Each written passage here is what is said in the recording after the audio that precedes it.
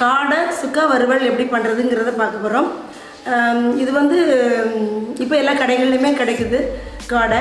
அதில் வந்து ரொம்ப சதப்பற்று நிறைய இருக்காது. பட் அந்த செஸ்ட் பகுதியில் நல்லா சதப்பற்று இருக்கும். ரொம்ப நல்லா டேஸ்ட்டாக இருக்கும். ஈஸியாகவும் நம்ம அதை பண்ணலாம். அது காடையில் வந்து 65 பண்ணலாம், வறுவல் பண்ணலாம், பெப்பர் ஃப்ரை பண்ணலாம், கறி பண்ணலாம், கிரேவி, நிறைய வெரைட்டி பண்ணலாம். நான் இன்றைக்கி வந்து காடை சுக்கா வறுவல் பண்ண போகிறேன். கொஞ்சம் மசாலா ஆட் பண்ணி அதை வந்து பவுட்ரு பண்ணி நம்ம வந்து மசாலாவை அந்த சீடை எடுத்து நம்ம பவுட்ரு பண்ணி நான் பண்ண போகிறேன். ரொம்ப நல்லா டேஸ்ட்டாக இருக்கும். சப்பாத்தி, நான், ஃபுல்கா ரொட்டி, ரைஸ் எல்லாத்தோடையும் ஒரு நல்ல ஒரு ஆப்டான ஒரு சைட் டிஷ்ஷாக இது இருக்கும். நல்ல காரசாரமாக இருக்கும். இது நம்ம சாப்பிட்டுட்டா அடிக்கடி சளி பிடிக்கிறவங்களுக்கு கூட இது ரொம்ப நல்லது. அந்த பெப்பரோட காரம் சேர்க்குறதுனால வாங்க எப்படி செய்கிறதுன்னு பார்க்கலாம். இந்த காடை சுக்கா மசாலா செய்கிறதுக்கு தேவையான பொருட்கள்னு பார்த்தா, காடை வாங்கி வச்சுருக்கேன். ஒரு 6 பீஸ் காடை வாங்கி நான் நல்லா கழுவி அதை வந்து 2 இதாக மட்டும்தான் வெட்டியிருக்கேன். அதோடைய பாடி ப்ளஸ் அதோடைய பின் சைடு இப்படி தான் ரெண்டு சைடு இதை மட்டும் நான் அப்படி 2ஆக வெட்டி வச்சுருக்கேன். ஏன்னா சின்ன சின்ன பீஸாக போட்டால் சீக்கிரம் கரைஞ்சிரும். ஸோ வந்து அந்த மாதிரி 2 சைஸாக வெட்டி வச்சுருக்கேன். அதுக்கு வந்து ஒரு 2 தக்காளி எடுத்து வெட்டி வச்சுருக்கேன். மீடியம் சைஸ் தக்காளி 2 எடுத்து சின்னதாக வெட்டி வச்சுருக்கேன். ஒரு 150 கிராம் வெங்காயம் எடுத்து வெட்டி வச்சுருக்கேன். நீங்கள் வந்து நான் சின்ன வெங்காயம் தான் எடுத்திருக்கேன். நீங்கள் வந்து இல்லைனா நீங்கள் பெரிய வெங்காயம் கூட எடுத்துக்கலாம். பட் சின்ன வெங்காயம் ரொம்ப நல்லா டேஸ்ட்டாக இருக்கும். 1 கப் தேங்காய் பால், கட்டி தேங்காய் பால் எடுத்து வச்சுருக்கேன். ஒரு பாதி அந்த முழு தேங்காயை 2ஆக உடச்சி அது பாதியில் வந்து கட்டியாக நான் வந்து கொஞ்சமாக தண்ணி ஊற்றி அந்த தேங்காய் பால் எடுத்து வச்சுருக்கேன். கருவேப்பிலை, மஞ்சள் தூள், மிளகாய் தூள் 1 டேபிள் ஸ்பூன் எடுத்துருக்கேன். இதில் வந்து 1 டேபிள் ஸ்பூன் மிளகு, 1 டேபிள் ஸ்பூன் சீரகம், 1 டேபிள் ஸ்பூன் பெருஞ்சீரகம் எடுத்துருக்கேன். ஏன்னா வந்து இந்த காடை வந்து கொஞ்சம் லைட்டாக ஒரு ஸ்மெல் வரும், கொலவாடை அடித்த மாதிரி ஒரு ஸ்மெல் வரும். ஸோ வந்து கொஞ்சம் மசாலா அதிகம் போட்டால் இது நல்லாயிருக்கும். ஸோ வந்து எல்லாமே நான் வந்து 1 டேபிள் ஸ்பூன் எடுத்திருக்கேன். நீங்கள் வந்து உங்கள் காரத்துக்கு தக்க, நம்ம வந்து மிளகு இருக்கிறதுனால உங்கள் காரம் அதிகமானா சில்லி பவுடரை கொஞ்சம் நீங்கள் குறைச்சி போட்டுக்கலாம். உப்பு, இது நம்ம அந்த காடை சுக்கா ஃப்ரை செய்வதற்கு தேவையான எண்ணெய், இதுதான் தேவையான பொருட்கள். வாங்க பார்க்கலாம். எண்ணெய் ஊற்றிக்கலாம். நான் குக்கிங் ஆயில், இந்த சன்ஃப்ளவர் ஆயில் எடுத்திருக்கேன். நீங்கள் எண்ணெய் வேணாலும் நம்ம எடுத்துக்கலாம். எண்ணெய்க்கு ஹீட் ஆகிடுச்சு. நான் வந்து ஒரு சின்ன சைஸ் இஞ்சியும் சின்ன சைஸ் பூண்டும் எடுத்து நல்லா தள்ளி வச்சுருக்கேன். அதை இடித்து வச்சுருக்கேன். அதை ஆட் பண்ணிக்கலாம். அது கொஞ்சம் லைட்டாக அந்த நிறம் மாறட்டும்.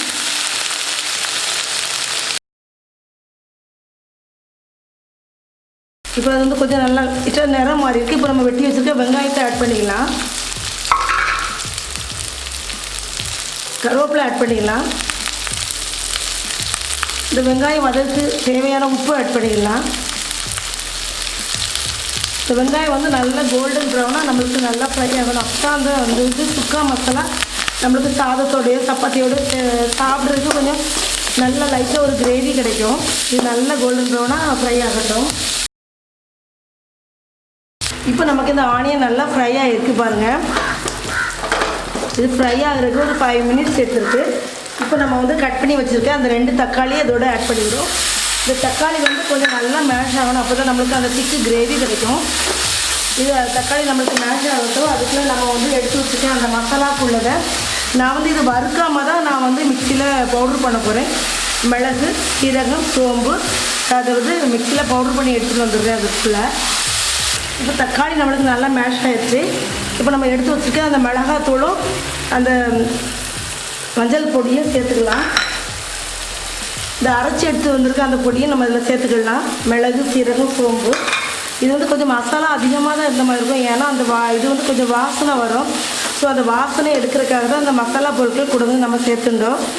இந்த மிளகு சேர்த்து செய்யும்போது அது ரொம்ப நல்லா டேஸ்ட் நல்லாயிருக்கும். அந்த எண்ணெயிலே அந்த பச்சை வாசனை போகிற வரைக்கும் நம்ம அதை வதக்கிக்கலாம். இப்போ 1 நிமிஷம் நம்ம வந்து எண்ணெயிலே அந்த மசாலாவை ஃப்ரை பண்ணிட்டோம். இப்போ நம்ம வந்து எடுத்து வச்சுருக்க அந்த காடையை அதோடு ஆட் பண்ணிக்கலாம். நான் இது வந்து நல்லா கழுவி உப்பு போட்டு மஞ்சள் போட்டு கழுவி எடுத்து வச்சுருக்கேன். இப்போல்லாம் காடை எல்லா கடையிலே கிடைக்கிது. ரொம்ப விலை கம்மி தான். ஒரு காடை வந்து 40 ருபீஸ் 45 ருபீஸ் அந்த மாதிரி தான் கிடைக்குது. பட் டேஸ்ட் ரொம்ப நல்லா இருக்குது. சிக்கன் அந்த பிராய்லரை காட்டிலும் இந்த டேஸ்ட் நல்லா இருக்குது. காடையில் நம்ம வந்து நிறைய வெரைட்டி பண்ணலாம். சுக்கா, 65, வறுவல், கிரேவி மாதிரி, மசாலா இது மாதிரி, குழம்பு மாதிரி எல்லா டைப்பும் நம்ம பண்ணலாம். இது நல்லா அந்த எண்ணெயிலே பரட்டிக்கோங்க. ஒரு 2 மினிட்ஸ் அந்த எண்ணெயில் நல்லா பரட்டிப்போம். இப்போ வந்து நம்ம அந்த 2 நிமிஷம் அந்த எண்ணெயிலே அந்த காடையை போட்ட பிறகு நல்லா அதை ஃப்ரை பண்ணிக்கிட்டோம். இது வந்து ஈஸியாக குக் ஆயிரும். பிராய்லரை விட ரொம்ப ஈஸியாக குக் ஆயிரும். என்னுடைய செஸ்ட் பகுதியில் நல்லா வந்து ஃப்ரெஷ் இருக்கும், சாப்பிட்றதுக்கு ரொம்ப நல்லாயிருக்கும். இப்போ வந்து நம்ம வந்து எடுத்து வச்சுருக்க அந்த தேங்காய் பாலை ஊற்றிக்கலாம், கட்டி தேங்காய் பால். இது வந்து ரொம்ப தண்ணியாக இருந்தால் ரொம்ப நல்லா இருக்காது. ஒரு திக்கு கிரேவி மாதிரி இருந்தால் தான் இந்த காடை சுக்கா ஃப்ரை ரொம்ப நல்லாயிருக்கும் சாப்பிட்றதுக்கு. நல்லா கலந்து விட்டுக்கோங்க. திருப்பி ஒரு 1 மினிட் ஆகட்டும், ஒரு கொதி வரட்டும். அப்போ நம்ம இன்னும் கொஞ்சம் இது வேகிறதுக்கு தேவையான தண்ணி ஆட் பண்ணிக்கலாம்.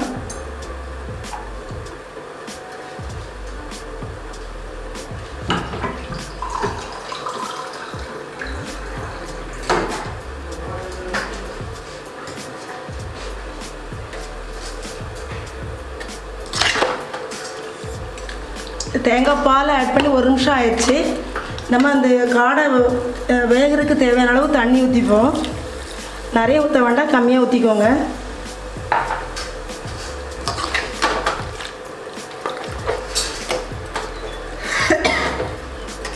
இந்த அளவு நம்மளுக்கு லாஸ்ட்டில் அது வந்து இந்த கிரேவி மாதிரி இருந்தால் போதும். இன்னும் கொஞ்சம் அது வேகிறதுக்கு தேவையாக தண்ணி ஆட் பண்ணிக்கலாம்.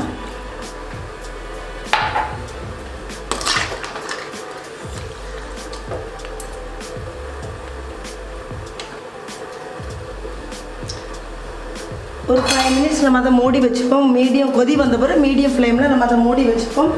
இடையிடையே நீங்கள் கிளறி விட்டுக்கோங்க. இப்போ வந்து ஒரு 5 மினிட்ஸ் நம்ம அதை மூடி வச்சுக்கிட்டோம்.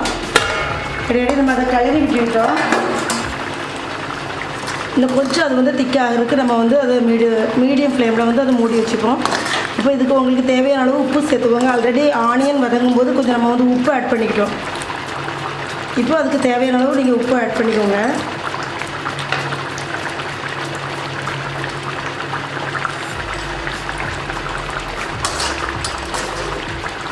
திருப்பி ஒரு 5 மினிட்ஸ் நம்ம மூடி வச்சுப்போம் அதை.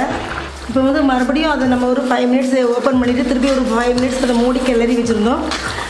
மீடியம் ஃப்ளேமில் வச்சுருந்தோம். பாருங்கள், இப்போ ஒரு நல்ல திக்கு கன்சிஸ்டன்சியாக நமக்கு கிடச்சிருச்சு கிரேவி. இந்த காடையும் நல்லா அது வந்து குக் ஆகிருக்கு. ஏன்னா காடை குக்காக ரொம்ப நேரம் டைம் எடுக்காது, நல்லா குக் ஆகிருக்கு. நீங்கள் இந்த ஸ்டேஜில் உப்பு காரம் எல்லாம் பார்த்துட்டு நீங்கள் இதை ஆஃப் பண்ணிடலாம். உங்களுக்கு கொத்தமல்லி இலை இருந்தால் நீங்கள் மேலே ஸ்ப்ரெட் பண்ணி நீக்கலாம். பாருங்கள், இப்போ நான் பவுலுக்கு எடுக்கிறேன். இது சப்பாத்தி, நான் எல்லாத்துக்குமே நல்லா ஒரு சைட் டிஷ்ஷாக இருக்கும். சுடு சாதத்துலேயும் நம்ம இதை வந்து போட்டு பிசைஞ்சுட்டு சாப்பிட்லாம், ரொம்ப நல்லாயிருக்கும். இந்த வீடியோ பிடிச்சிருந்தா லைக் பண்ணுங்கள், ஷேர் பண்ணுங்கள், சப்ஸ்கிரைப் பண்ணுங்கள். அடுத்து ஒரு வீடியோட உங்களை சந்திக்கிறேன். அன்டில் தென் உங்கள் ஜெயா ஜஸ்டின்.